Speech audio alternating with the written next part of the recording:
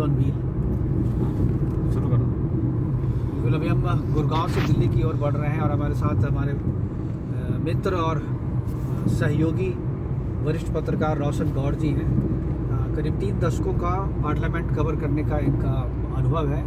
1 दशक तक मैंने भी कवर किया है, लेकिन अभी जो हालात हैं पार्लियामेंट में, रोशन, क्या आपको लगता है जिस तरीके से प्रधानमंत्री ने पहले दिन कहा कि अब यहाँ परफॉर्म करना पड़ेगा या नौटंकी नहीं, डिलीवरी करनी पड़ेगी, ड्रामा नहीं करना पड़ेगा, ड्रामा नहीं, डिलीवरी चाहिए, क्या क्या इंडिकेशन है? देखिए मुझे एक चीज़ समझ नहीं आती कि जो पार्लियामेंट है हमारे लोकतंत्र का सबसे बड़ा मंदिर है, और ये मंदिर में हम लोग आते हैं, हमारे जो सांसद हैं उनको भेजा जाता है कि आप डिस्कशन करो, लोगों के इशू उठाओ। लेकिन पिछले कई सालों से हम देख रहे हैं कि हाउस को एडजॉर्न कराओ, मतलब इसमें पूरी ताकत लगाते हैं पॉलिटिकल पार्टियां, अपोजिशन खासकर, कि हाउस को नहीं चलने देना है। समझ में ये नहीं आता, अगर हाउस को नहीं चलने दे रहा है तो फिर हाउस को बुलाया क्यों जाता है? जो पीएम बार बार कह रहे हैं, बिल्कुल, देखिए क्या है ना, इसमें विपक्ष को क्या है, हाशिए पे सिमटती जा रही है, चुनाव दर चुनाव कमज़ोर होती जा रही है विपक्ष। तब उनको लगता है अगर हाउस चलेगी तो सरकार कोई ना कोई काम करेगी, कोई ना कोई बिल, कोई ना कोई नियम, कोई ना कोई प्रोजेक्ट लेकर के पास करवाएंगे वहाँ से, तो इसका फ़ायदा सरकार को ही होगा और विपक्ष और कमज़ोर होगा। नहीं, पर सरकार को फायदा नहीं होता ना, उसको फायदा तो देश को होता है। हाँ, वही देश को, अब देश को फायदा, देश जो चला रहे हैं तो पॉलिटिकली उनको फ़ायदा तो मिलता ही है ना। अब आप पार्लियामेंट में आप अच्छे कानून बनाओ, नियमों से को संशोधन करो वहाँ पे जो पुराने बने हुए हैं, और देश को चलाने के लिए अगर नई नीति वहाँ पर आप बनाते हैं, नीति निर्धारित करते हैं, तो उसका फ़ायदा अगर देश को होता है तो फिर देशवासी उसका रिटर्न वोट के रूप में आपको देते हैं ना, जो रूलिंग पार्टी होती है। बिल्कुल, तो ये बात तो विपक्ष भी समझता है। तो विपक्ष को लगता है कि भाई अब वहाँ तो हारे ही फील्ड में, अगर यहाँ भी हम इनको कर दें तो सारा क्रेडिट तो इनको ही चला जाएगा। हाँ। तो हमारे लिए जो रही सही कसर है वो भी नहीं रहेगी। तो इसलिए उनकी मजबूरी है, पॉलिटिकल मजबूरी है कि वो पार्लियामेंट को डिस्टर्ब करें,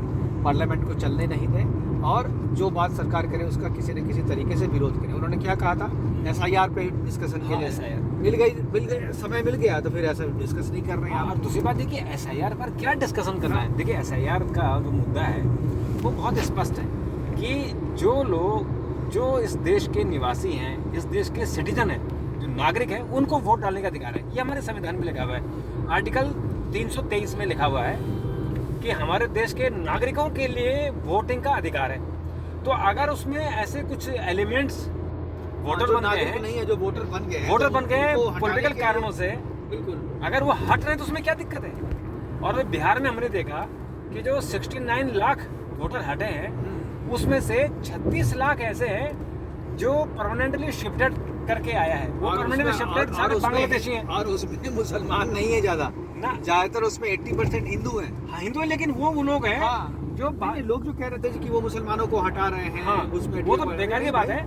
लेकिन जो परमानेंटली शिफ्टेड है वो बेसिकली बांग्लादेशी हैं, जो विदेशी हैं, बिल्कुल, जो डर के मारे जिन्होंने दोबारा अपना उदाहरण देता हूँ। मेरा भी नाम कटा है SIR में बिहार में, क्योंकि मैं बिहार का वोटर नहीं हूँ। हाँ, लेकिन मैंने भी वहाँ पर कभी एप्लीकेशन नहीं डाला था। हाँ, वो बन गया था, वोट नहीं डाला था वहाँ पे। वोट तो मैं यहाँ डाल रहा हूँ, मैंने कभी रिन्यू भी नहीं कराया था ना उसको जाकर। हाँ, लेकिन वो पुश्तैनी तौर पर चला आ रहा था। तो इस बार SIR में हमारे सारे भाइयों के नाम कटे उसमें। हाँ, लेकिन वो मैं अकेला परिवार नहीं हूँ, ऐसे कितने ऐसे 7 लाख हैं, 7 लाख लोग ऐसे हैं जो बिहार से शिफ्ट हो गए और जिनके 2 कार्ड थे, एक दिल्ली में था या एक दूसरे शहर में था, और एक बिहार के किसी राज्य में, किसी जिले में था।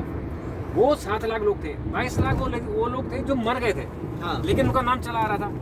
ये लोग पॉलिटिकल पार्टी क्या करते थे कि उनके नाम से, क्या जो लोग मर जाते हैं या उसके लिए वोटर कार्ड रिवीजन जो होता है ना, वो रेगुलर प्रोसेस है।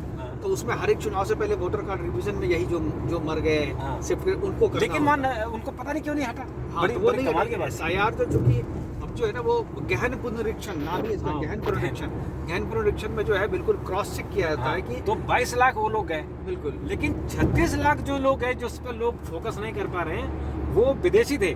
बिल्कुल, और वो चूंकि इलेक्शन कमीशन उनको विदेशी नहीं कह सकता। इलेक्शन कमीशन ने कहा है कि ये परमानेंटली शिफ्टेड है। नागरिकता डिसाइड करना उनका काम भी नहीं, हमारा काम ही नहीं है, ये इलेक्शन कमीशन का काम नहीं है। इलेक्शन कमीशन ने तो ये कहा है कि ये 36 लाख लोग वो थे जिनके वोटर लिस्ट में नाम थे, लेकिन अब इन्होंने अपना नाम नहीं डाला है। तो क्यों नहीं डाला? क्योंकि उनको 12 जो डॉक्यूमेंट थे वो देने थे। तो 12 डॉक्यूमेंट उनके पास नहीं थे। उनको अपना प्रूफ करना था कि मैं यहाँ का निवासी, मूल निवासी हूँ, मेरे फादर का इलेक्शन यहाँ वोट डालते थे, मेरे परिवार के लोग वोट डालते थे, वो बताना था, वो नहीं बता पाए। उनको लगा कि कहीं हमें ये यहाँ से डिपोर्ट न कर दें, कहीं हमको बांग्लादेश जो है ढाका न भेज दे, तो उन्होंने बॉम्बे मारे।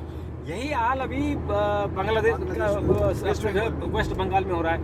वेस्ट बंगाल का एक किस्सा सामने आया है कि एक कॉलोनी वहाँ गुलशन कॉलोनी, उस गुलशन कॉलोनी में करीबन 2 लाख लोग थे, 2 लाख वोटर थे, 2 लाख पॉपुलेशन थी। उन्होंने जो उसको वहाँ का वोटर थे, उन्होंने अपना वोटर कार्ड ही नहीं बनाया। उन्होंने कहा हम बनाएंगे तो फंस जाएंगे। तो अब इलेक्शन कमीशन कह रहा है कि भाई आप इसमें मेरा क्या कसूर है?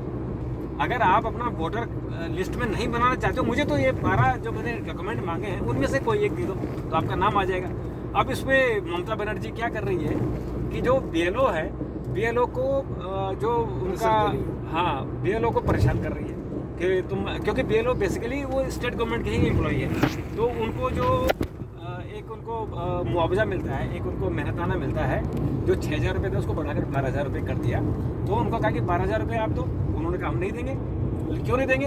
बोलो मोदी सरकार ने हमारा 2,000 करोड़ रुपये नहीं दिया है, वो 2,000 करोड़ हमें रिलीज कर दे तो हम इनको दे देंगे। बताइए कहाँ का मामला कहाँ। तो वो इशू बन रहा है, और बंगाल में इसलिए वो इशू बनेगा क्योंकि 2027 में चुनाव है, और अभी एक मोटा मोटा गणित आ रहा है। बिहार में तो 69 लाख हटे हैं, बिहार में तो 69